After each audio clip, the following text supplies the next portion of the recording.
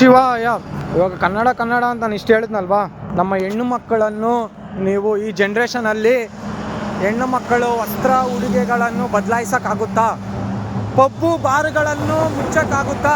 ನಮ್ಮ ಕನ್ನಡ ಸಂಸ್ಕೃತಿಯನ್ನು ನೀವು ಬೆಳೆಸೋಕ್ಕಾಗುತ್ತಾ? ಎಷ್ಟು ವರ್ಷ ಆಯಿತು ಕನ್ನಡ ರಕ್ಷಣಾ ವೇದಿಕೆ ಪ್ರಾರಂಭಿಸಿ, ಓಕೆನಾ? ಇದುವರೆಗೂ ಎಲ್ಲನ ಒಂದು ಬದಲಾವಣೆ ಆಗಿದೆಯಾ? ಎಲ್ಲ ವಿಗ್ರಹಗಳನ್ನು ನೀವು ಸ್ಥಾಪನೆ ಮಾಡಿದ್ದೀರಾ? ಎಲ್ಲ ವಿಗ್ರಹಗಳಿಗೂ ದಿನ ನಾವು ಪುಷ್ಪಮಾಲೆ ಅರ್ಪಣೆ ಮಾಡ್ತಾರಾ?